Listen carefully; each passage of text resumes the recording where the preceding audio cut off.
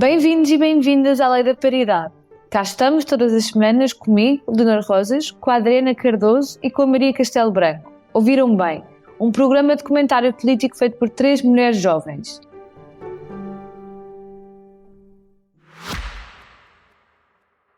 Subscrever o Expresso é ter acesso à melhor informação, a uma vasta oferta de conteúdos exclusivos e à opinião de referência. Subscrever o Expresso é tornar-se membro do nosso clube, poder ser voz ativa de uma comunidade informada e beneficiar de vantagens exclusivas. Subscreva o Expresso em expresso.pt/digital. Expresso. Liberdade para pensar. E esta semana, como sempre, trazemos 2 grandes temas. Em primeiro lugar, como não podia deixar de ser, como 3 mulheres, começamos por falar do mais recente caso do Me Too em Portugal, relacionado com o mundo do jazz e da música e que todas nós, pelo menos as mais novas, acompanhámos bastante no Instagram, com denúncias de várias mulheres. E, em segundo lugar, falaremos também sobre a greve no INEM, sobre os problemas no INEM, sobre as limitações ou não do direito à greve, sobre a forma como o governo tem lidado com esta greve e terminaremos, como sempre, com as nossas recomendações, mas começamos então por falar sobre este Me Too a Portugal. Será que o movimento finalmente cá chegou? Muitas dizem que o movimento nunca cá chegou em força, que talvez agora possa finalmente ser o início, que há muitas destas personagens em várias áreas da cultura, enfim, da cultura, da academia, da política, da sociedade, enfim, onde o Me Too nunca chegou e talvez agora possa começar a chegar com estas denúncias corajosas de várias mulheres. Começo por ti, Adriana. O que é que tens a dizer sobre este movimento coletivo de denúncia que agora parece estar a ou a nascer em Portugal com força, pelo menos dentro do meio musical? Bom, eu acho que o início ou seja, surgiu com uma pessoa. Acho que as primeiras denúncias foram relativas a uma pessoa, mas acho que o propósito desta situação, inclusive a própria manifestação que as raparigas e várias raparigas e mulheres que estão no meio do jazz fizeram à porta do Jazz Club, demonstra exatamente que isto é um problema de sistema e de cultura e não concerne só uma pessoa em específico. O meio artístico em Portugal, infelizmente, sempre foi permeável a este tipo de coisas, sempre foi permeável a um conjunto de histórias relativamente a homens em específico, e as mulheres têm esta enorme rede, como nós bem conhecemos, de aviso e entreaviso entre nós para termos cuidado com pessoas relativas. A grande maioria de homens mais destacados no mundo do jazz sabia e tinha noção que, especificamente no caso de João Pedro Coelho, que alegadamente foi acusado de uma situação de violação a uma mulher, inclusive é um assunto específico que eu quero falar, mas para além disso, uma cultura de assediar constantemente mulheres por via de redes sociais, nem vou dizer alegadamente porque também o tentou fazer comigo, portanto foi algo que é algo que se sabia, mas acho que nós chegámos a um ponto, e relativamente a esse tipo de tentativa de abordagem, em que nós ignoramos, nós relativizamos e deixamos passar como normal, porque infelizmente eu conheço, e a minha vida é feita de mulheres, e não conheço uma que não tenha sido pelo menos alvo de algum tipo de comentário, de atitude e de comportamento na sua vida profissional que não a tenha deixado desconfortável. Infelizmente, nesta questão do jazz em específico e na questão do meio musical português, como é um meio muito masculino ainda, e é um meio muito feito de grandes figuras masculinas, é muito preciso que essas figuras masculinas abram o círculo para que mulheres possam, de certa forma, entrar. Desde a altura do conservatório, desde conhecerem pessoas específicas para as chamarem para espetáculos, para que depois possam ficar conhecidas pelo meio, e, portanto, o aproveitamento de uma posição de poder relativamente a mulheres, para que depois ainda por cima as consigam pressionar para algum tipo de comportamento sexual, para além de impropriedade, que isso vai ser julgado a nível de justiça relativamente a um crime mesmo de violação, esta questão que acho que é mais importante e interessante falar, que é uma questão cultural de achar-se aceitável que pessoas, e nomeadamente figuras masculinas mais velhas que estão a nível profissional relacionados com mulheres, que depois acabem por exercer o seu poder para se envolverem com as próprias mulheres, com a contrapartida de isso melhorar a sua vida profissional. Há um tópico muito interessante falado relativamente a este caso, que mais uma vez será julgado nas circunstâncias próprias, mas a alegação feita por a primeira mulher que fez a acusação foi uma componente muito específica de violação sexual, que é durante o ato sexual consentido com proteção, a remoção do preservativo sem o consentimento da mulher e da ejaculação dentro da mulher sem a mulher dar consentimento. E isto é muito importante porque nós não temos uma moldura penal para isto.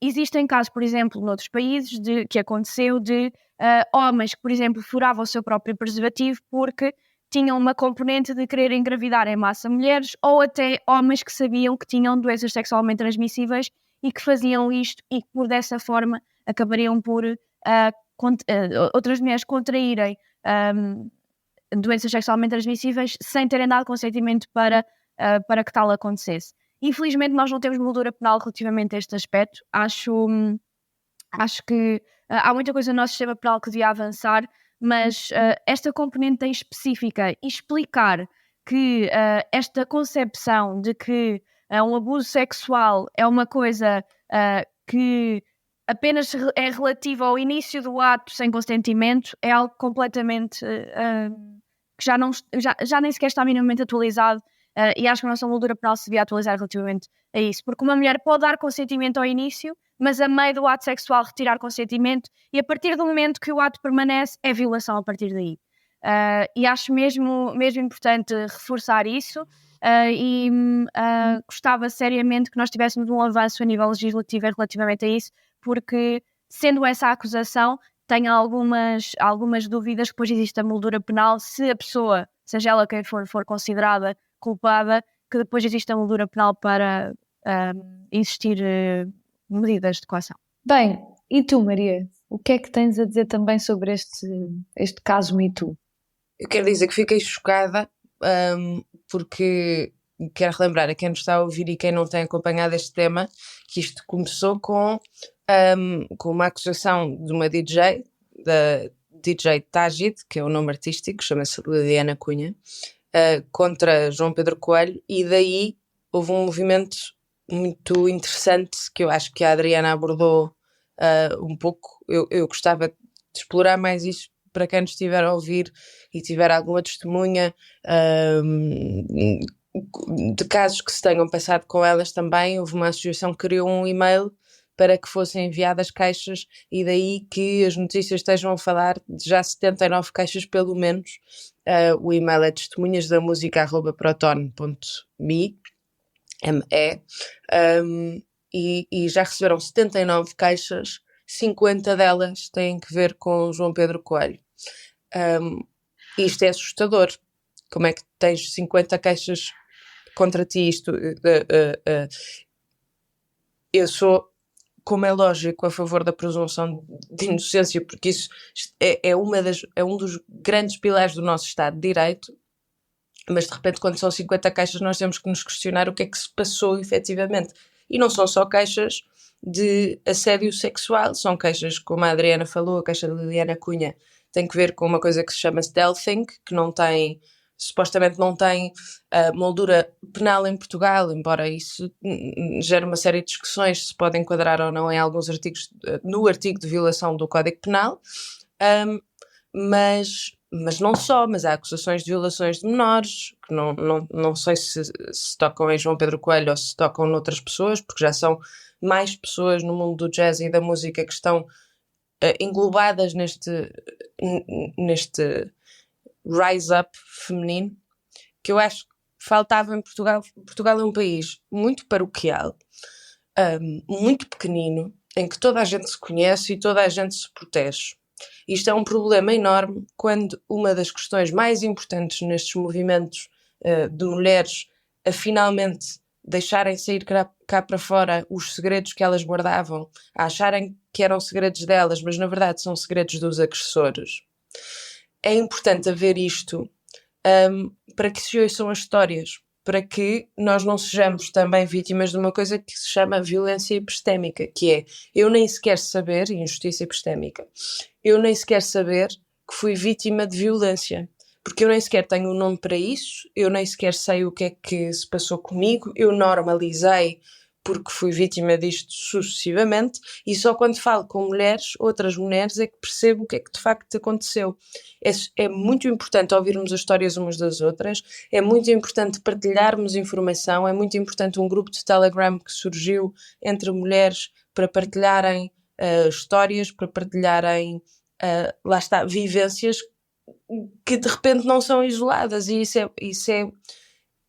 é um dos movimentos mais importantes para nós conseguirmos quebrar esta cultura da impunidade que existe principalmente entre homens agressores sexuais, porque a maior parte dos homens faz uma vez, não acontece nada, faz 2 vezes, não acontece nada, 3 vezes, de repente normalizou e banalizou uma agressão a várias mulheres, normalmente, porque várias mulheres agem depois em silêncio a proteger os seus segredos, e portanto eu queria dar os parabéns e a minha solidariedade com as mulheres que estão a avançar, e é um assunto muito complicado que não se rege só ou seja, ou não está só no jazz português e no mundo da música, não é? Isto é uma coisa que nós sabemos que acontece em vários setores, no trabalho principalmente, sendo que a violência doméstica continua a ser o crime predominante em Portugal, com 75% das denúncias de crimes sexuais são de violência doméstica, mas continua a ser um problema muito grande, que nós não fizemos este movimento em Portugal. Eu espero que seja o início finalmente, tentou-se fazer em 2021, vamos ver se é desta em 2024 que se acaba com a impunidade. Bem, algumas coisas que eu gostava também de acrescentar nesta discussão sobre o Me Too, e acho que vocês já tocaram em algumas delas. Eu acho que o interesse e a importância do Me Too para o movimento feminista subjaz sobretudo no seu caráter coletivo. O Me Too começa a ganhar particular destaque internacional nos Estados Unidos em 2017, sendo que ele já era uma expressão que já era utilizada por uma ativista e sobrevivente chamada Tarana Burke, que começou a usar esse termo, essa expressão, esse gesto de entendimento entre mulheres que foram vítimas de algum tipo de agressão ou abuso sexual, e começa a usar esta expressão, mas ela explode verdadeiramente em 2017, quando um tweet de Alyssa Milano, em que ela dizia: "If you've been sexually harassed or assaulted, write me too as a reply to this tweet." E nesta altura, este tweet, houve uma explosão deste conceito, com dezenas de milhares de pessoas a responder: "Me too, eu também", e acho que é aí que subjaz o poder deste movimento, esta ideia fundamental de que há homens que ocupam cargos de poder, e isto começou muito relacionado com o Harvey Weinstein, como nós nos lembramos, um grande produtor de cinema norte-americano, que provavelmente seria muito difícil de deitá-lo abaixo, como muitos outros homens que ocupam posições de poder apenas com o testemunho de uma mulher, com o famoso he said, she said, em que se entra num impasse entre perceber qual dos dois é que conta uma história verdadeira. E estes movimentos coletivos em que mulheres se entendem para conseguir acusar um homem, deitar abaixo um homem poderoso, são muito importantes exatamente por causa disso, porque há falta de um julgamento ou de uma acusação que pode ser individual, com essa dificuldade em casos de violação, de assédio, em que não há, por exemplo, perícia médica que sustente, ou de assédio sexual, enfim, cara a cara na vida cotidiana, em que não há testemunhas. Quando se juntam dezenas ou às vezes centenas de mulheres contra um só homem, é muito mais fácil fazer um caso contra ele e é muito mais fácil removê-lo. Mas acho que aqui a questão do Me Too também é muito importante, e é uma prova da desigualdade de géneros que ainda persiste na maior parte dos cargos de poder, nem toda a nossa sociedade. Quer falemos, por exemplo, da academia, em que quando chegamos ao topo da carreira, apenas 1/4 das mulheres conseguem chegar a professoras catedráticas, quer falemos das universidades em Portugal, em que a esmagadora maioria dos reitores são homens, quer falemos enfim, da política, da direção dos partidos, enfim, das câmaras municipais, dos conselhos de administração das empresas públicas ou privadas. A verdade é que a grande parte dos círculos mais altos de poder continuam a ser clubes de rapazes. E isso faz com que as mulheres estejam perpetuamente ao longo das suas vidas e das suas carreiras e das suas interações profissionais e sociais em posições de desvantagem. É preciso que aquele homem me aprove para eu conseguir chegar mais alto na minha carreira. É preciso que aquele homem aceite o meu trabalho para eu conseguir progredir. E, enfim, esta sujeição constante a um chefe homem, a um superior homem, a um grande artista intelectual, enfim, que é um homem, faz com que as mulheres estejam perpetuamente, e ainda, apesar dos avanços, numa posição de desvantagem, o que necessariamente culmina nesta questão de que as mulheres estão mais sujeitas ao assédio e ao abuso sexual e mais sujeitas até a silenciá-lo por não quererem prejudicar as suas carreiras. E acho que neste caso se fala do mundo, enfim, do mundo do jazz e da música, que é um mundo que naturalmente eu não conheço, mas acho que há muitas coisas a passar e a transmitir para outros mundos, que é esta ideia: vale a pena as mulheres falarem umas com as outras, vale sempre a pena a conversa entre mulheres, a troca de experiências, vale a pena falarmos. Foi sempre a falar que as mulheres conseguiram perceber e ultrapassar as vergonhas e os medos das vidas umas das outras, e será também a falar que as mulheres conseguirão deitar abaixo os seus agressores e construir casos contra eles. E termino dizendo isto: portais de denúncias anónimas são importantíssimos. E eu acho que, para além destas mulheres muito corajosas que dão a cara, e é muito importante que as pessoas deem a cara para ser possível construir casos mais sólidos, estes portais são também importantes em todos os âmbitos. Eu falo também mais da academia, porque é o meio em que eu me insiro mais. É muito importante que as universidades, e isto não são coisas privadas, não são coisas que os alunos têm de fazer. As universidades deveriam ter canais de facilitação de denúncia de assédio e mecanismos eficazes de sancionar os professores que assediam alunas. Eu dou o caso: na Faculdade de Ciências Sociais e Humanas, há uns anos houve um grupo grande de alunos e alunas que se juntaram para fazer queixas não só de assédio, mas de racismo, misoginia e homofobia contra um professor. De facto, acabou por haver um processo, ele foi suspenso, voltou a dar aulas, voltou a dizer as mesmas coisas, voltou a fazer as mesmas coisas. E parece-me ser necessário que consigamos olhar como sociedade para o problema do assédio, para os problemas de desigualdade de género que geram isto, como um problema endémico e não como um caso isolado, uma maçã podre, um homem que é meio maluco, porque não é o caso. É uma questão de poder e há uma desigualdade de poder estruturado. E, Adriana, acho que querias só dizer aqui mais qualquer coisa, querias acrescentar antes de passarmos à nossa próxima ronda num tema bastante diferente? Nós, quando temos estas discussões, e inclusive é quando falámos do caso francês da Gisèle Pelicot, que foi das mulheres mais corajosas que eu já vi, ou enfim, que vi a história dela na comunicação social. Ela é um portento completo. Somos muitas vezes acusadas de que não damos o crédito devido quando homens tomam uma posição diferente daquilo que é normal. Eu gostava de ressalvar que o Filipe Melo, que é uma pessoa do jazz português e é uma destas figuras de proa, fez uma declaração no Instagram em que fez aquilo que é suposto homens fazerem, que é dizer: é alguém que eu conheço, é alguém que é meu amigo, eu sempre ouvi rumores, não agi sobre eles, peço desculpa por isso, todos nós que coletivamente trabalhar melhor, mas ouço as mulheres e peço às mulheres que têm casos a relatar, e colocou o canal de reporte para que tal possam fazer. Não existem só maus exemplos, também existem bons exemplos, mas era necessário que não tivesse que ser necessário nós abanarmos sempre um caso de um homem bom, porque isto devia ser o comportamento geral. Isto devia ser o comportamento geral.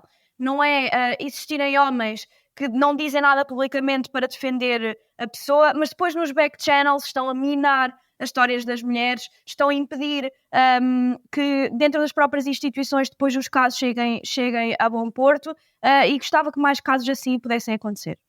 Obrigada. Dizer só, já que falaste na Pellicô, dizer que ela tem uma expressão muito boa, e com isto termina esta ronda, de que está na hora da vergonha mudar de lado, e está mesmo na hora da vergonha mudar para quem assedia e viola.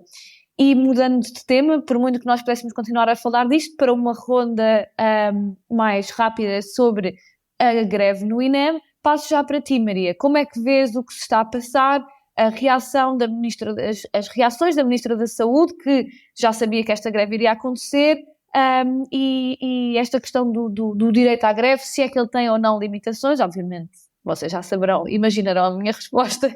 Maria, passo para ti. Tem limitações, como é lógico, na saúde, porque tem que se garantir serviços mínimos, e há uma discussão em relação à qual eu não estou qualificada por falar, que é supostamente não houve garantia de serviços mínimos por parte do INEM, ou houve só a tentativa de garantia de serviços mínimos uns minutos antes da greve. Mas a questão aqui, para mim, da ministra, é uma questão não só de saúde pública, como é uma questão política, por várias razões. Primeiro, porque a ministra Ana Paula Martins ignorou, o que nós sabemos é que ignorou o e-mail que o INEM mandou dia 10 de outubro. O INEM mandou um e-mail ao Ministério a dizer que ia fazer greve daí a 20 dias, que daí a 10 dias, portanto dia 20, ia fazer o aviso oficial que é preciso legalmente fazer antes da greve, e que nos 10 dias, entre dia 10 e dia 20 de outubro, esperava uma resposta do Ministério para que para que pudessem chegar a um entendimento e, eventualmente, para que o INEM, chegando a esse entendimento, desconvocasse a greve, basicamente. O Ministério não disse nada, houve um silêncio brutal durante 20 dias.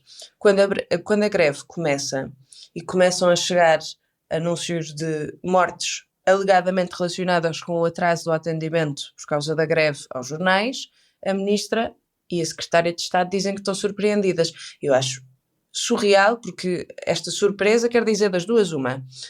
Ou que, de facto, não viram nada do e-mail, o Ministério não viu sequer, ou então estão a tentar insinuar que a greve não era legal. Isso foi uma questão, aliás, que durante umas horas depois das declarações da Ministra e da Secretária de Estado se pôs, era se esta greve era legal ou não, e era, e não só era, como avisaram antes do tempo legal.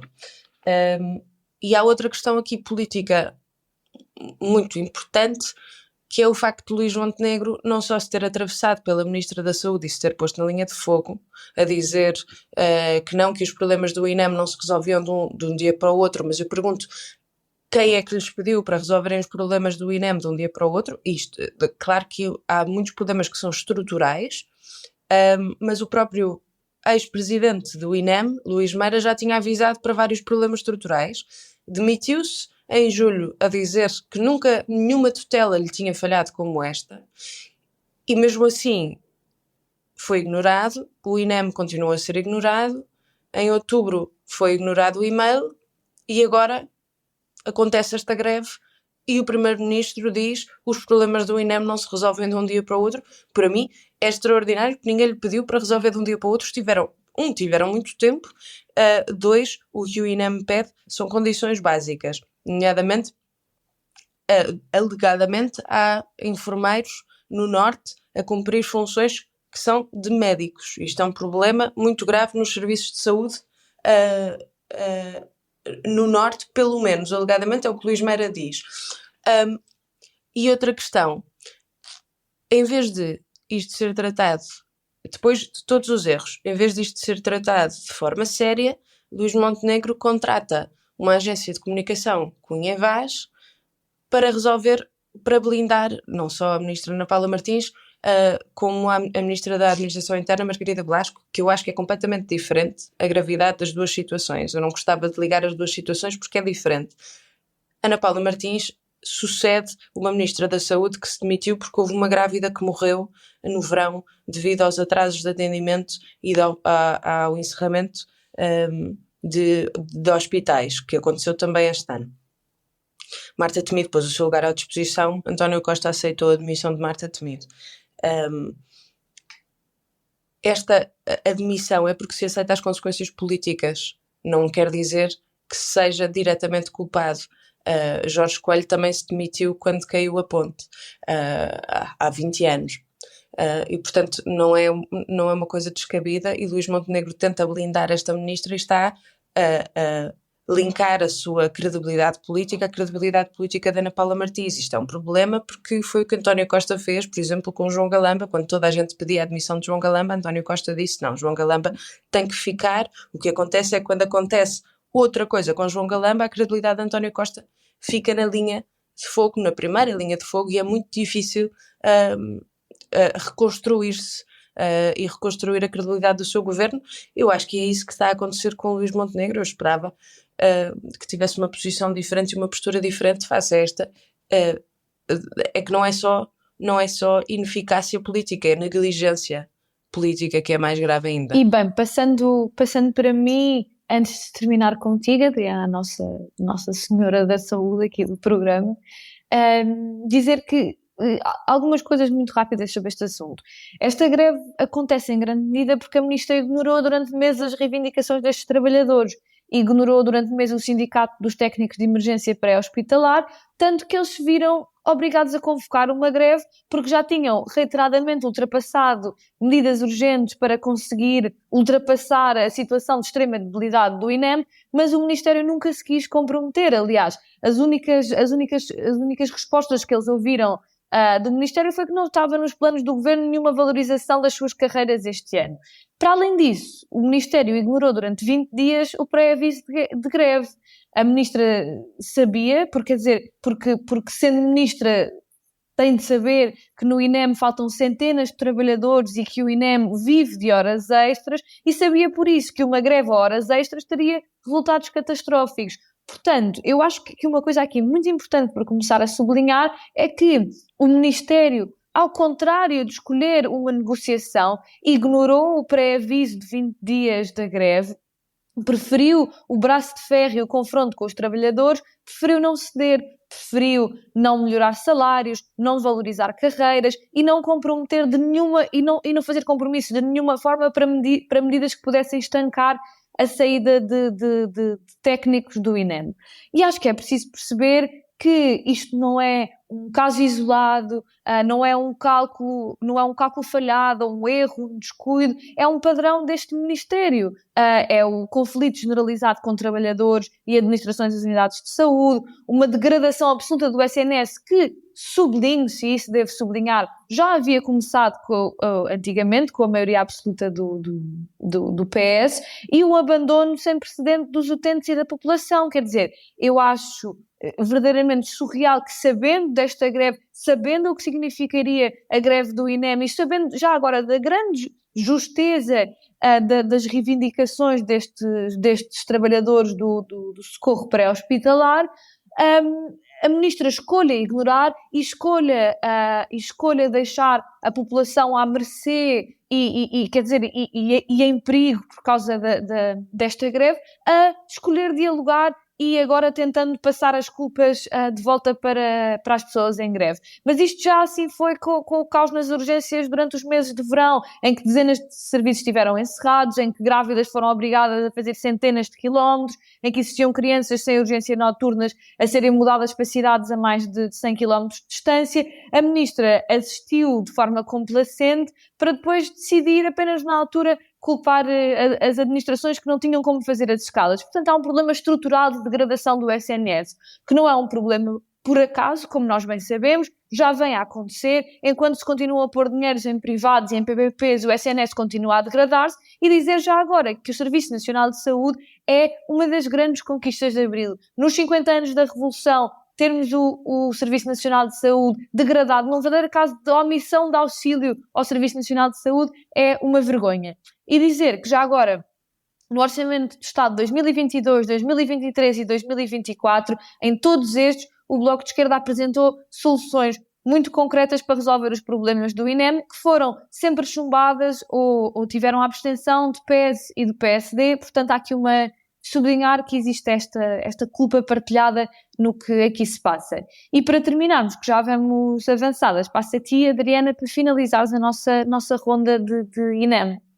Vou tentar ser rápida e não responder às 10 provocações que a Leonor fez. E nem diria provocações, opiniões que eu acho que estão profundamente erradas, mas vou pegar em primeiro lugar na consideração de que técnicos de emergência hospitalar cuja valoração e majoração do seu rendimento é feita por dia de seguro e não propriamente por valor do orçamento de Estado, esta ideia de que não sei qual é que é o desvio para PPPs que está a ser feito, dado que foram encerradas a grande maioria delas na última Lei de Bases da Saúde, Marta Temido, que lhes impede que tenham valorização salarial. Acho que isso não tem qualquer tipo de lógica.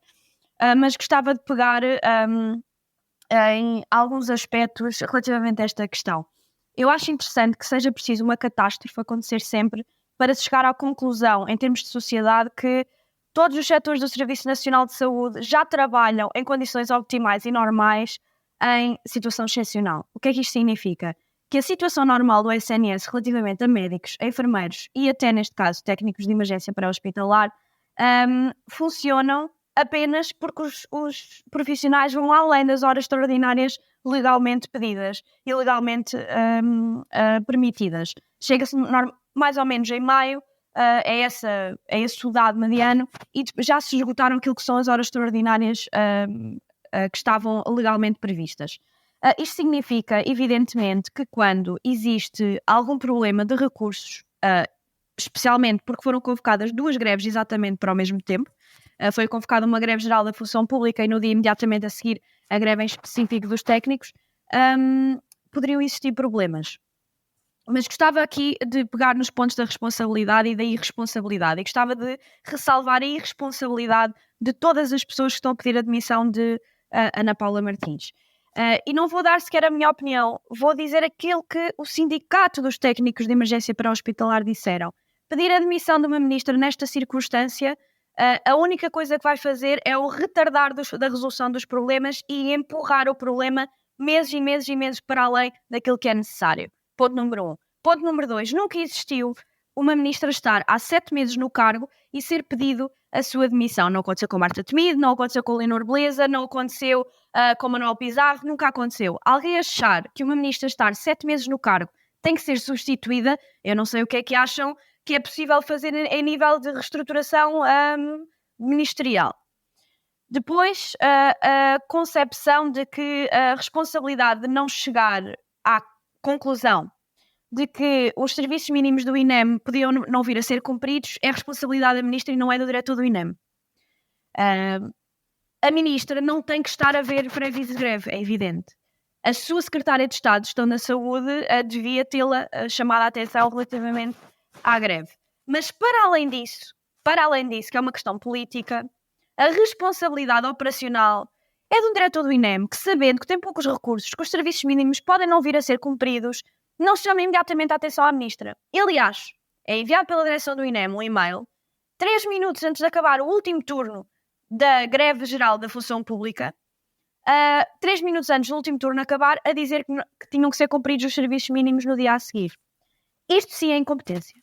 E isto sim, temos o relatório do IGAS a decorrer e vamos chegar rapidamente a essa conclusão, isso sim é que é profundamente incompreensível. Não me vou alongar mais sobre as questões políticas do Ministério, porque senão podia estar aqui 100 mil anos a falar sobre isto e em como eu acho sempre interessante a concepção sobre o Serviço Nacional de Saúde, especialmente sobre este caso, de pessoas que não faziam a mínima ideia, por exemplo, que já existiram outras greves de técnicos de emergência pré-hospitalar em que existiu um prolongar de atendimento de chamadas para além daquilo que é o prazo legal. Portanto, isto não foi a primeira vez que aconteceu. Acontece regularmente quando existem greves dos técnicos, mas queria referir-me às declarações de Luís Montenegro, e eu aqui estou em acordo com as duas. Luís, em certo aspecto, foram infelizes, em primeiro lugar, mas em segundo lugar, ao contrário da Maria, eu não acho que protegeram a ministra, eu acho que desprotegeram a ministra. E desprotegeram porque as declarações de Luís Montenegro foram prévias à primeira declaração pública da ministra. E quando Luís Montenegro faz uma desresponsabilização completa sobre o caso, quando morreram 11 pessoas, quando as suas famílias estão a ouvir a declaração, eu não lhe vou imputar uma questão emocional de desligamento ou de falta de empatia, porque eu não conheço a pessoa e eu tenho muita dificuldade em fazer política de forma pessoal. Mas sem dúvida que é um mau cálculo. E sem dúvida que é uma declaração que não se entende no Primeiro-Ministro, que pode considerar, como eu considero, que não é responsabilidade. E by the way, só para fazer um ponto, eu não acho que Marta Temido tivesse tido a responsabilidade na morte de uma grávida na altura em específico, e acho que quem pediu a demissão dela na altura merece que neste momento estejam a pedir a demissão da sua ministra, no caso Miguel Pinto de Luz e Luís Montenegro, e acho muito interessante que as pessoas do Partido Socialista hoje estão a pedir a demissão da Ana Paula Martins, mas não pediram na altura de Marta Temido. Pedir demissões de ministras por causa de mortes, especialmente ministros da Saúde, é uma forma muito baixa de fazer política. Mas acho que Luís Montenegro, sinceramente, devia ter percebido que pelo menos morreram 11 pessoas. E a declaração que ele fez, e a declaração que ele devia ter feito em primeiro lugar, era de pedir desculpa a nível do Estado pela situação.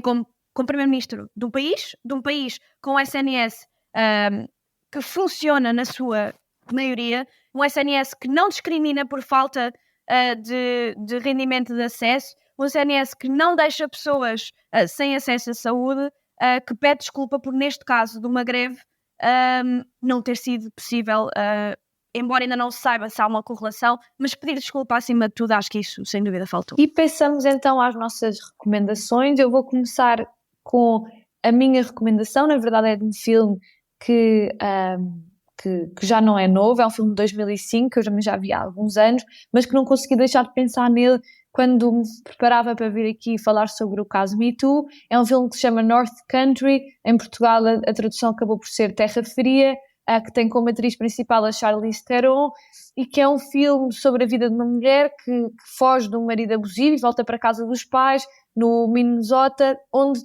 acaba por ir trabalhar para uma mina, e é uma das primeiras mulheres a entrar neste ambiente, enfim, quase maioritariamente masculino, e é vítima de sucessivos e violentos assédios no espaço de trabalho, e acaba por, isto é uma história verídica, por de forma muito corajosa, avançar com um processo contra, ela tenta falar com a administração da empresa, acaba por avançar com um processo legal contra os seus agressores, e é muito interessante porque e isto lá está, é uma história verídica de um caso que acabou por mudar o panorama da lei, enfim, do assédio nos tribunais norte-americanos, porque ela consegue, no fim, acabar por juntar várias mulheres para construir um caso de assédio contra os homens que lhe fizeram mal, e acaba também por conseguir vingar, eu sou super spoiler, mas pronto, acaba por conseguir vingar também uma violação que tinha acontecido no seu passado, quando ela era jovem.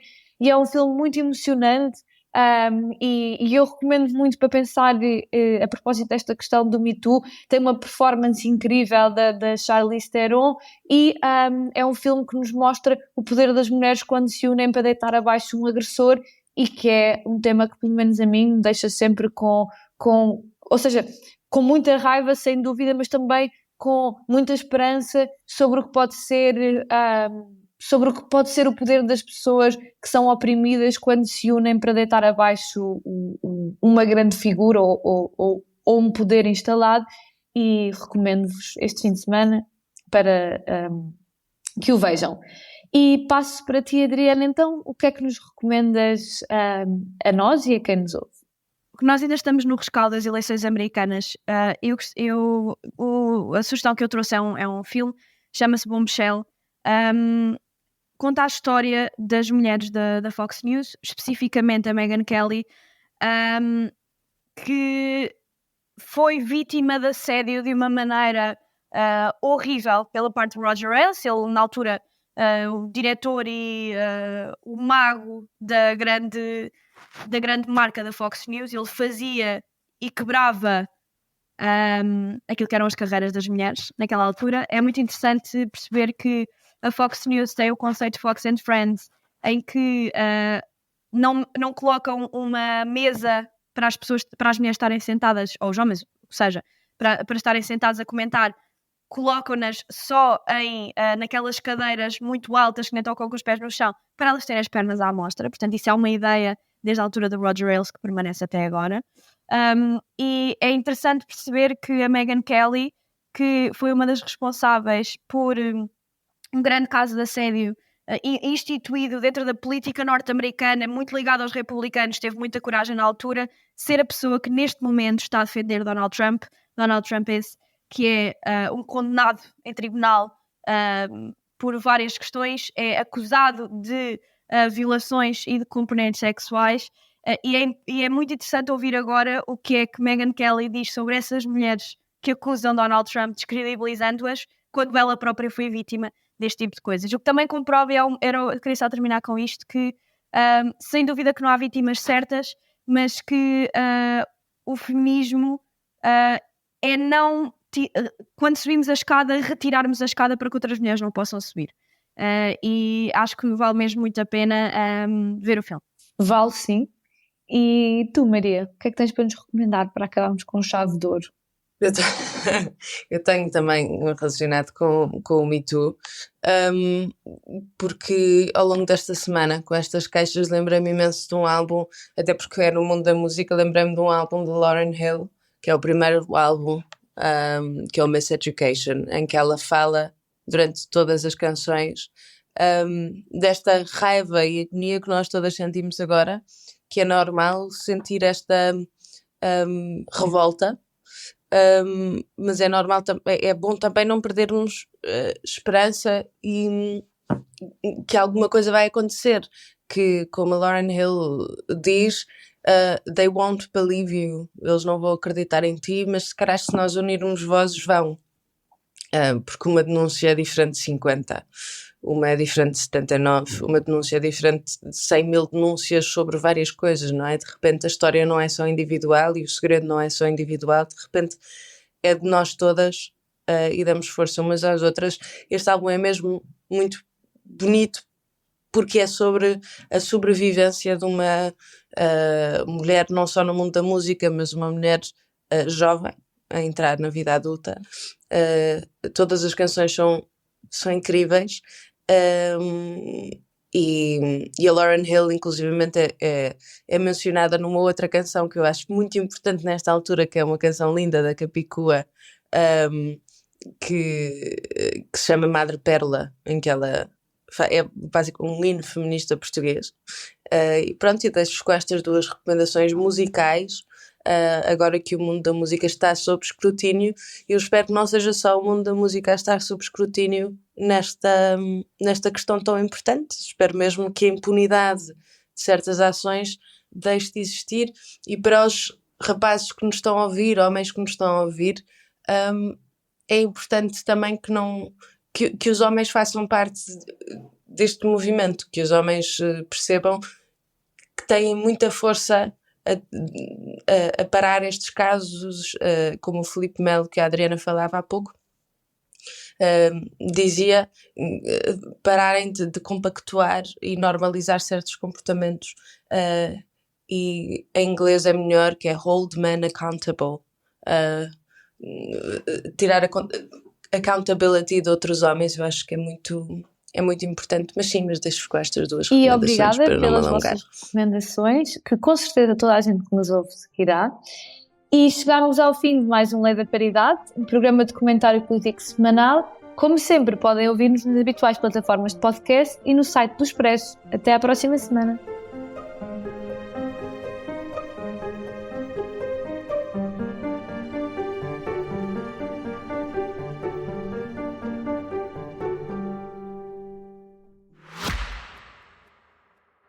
Subscrever o Expresso é ter acesso à melhor informação, a uma vasta oferta de conteúdos exclusivos e à opinião de referência. Subscrever o Expresso é tornar-se membro do nosso clube, poder ser voz ativa de uma comunidade informada e beneficiar de vantagens exclusivas. Subscreva o Expresso em expresso.pt/digital. Expresso. Liberdade para pensar.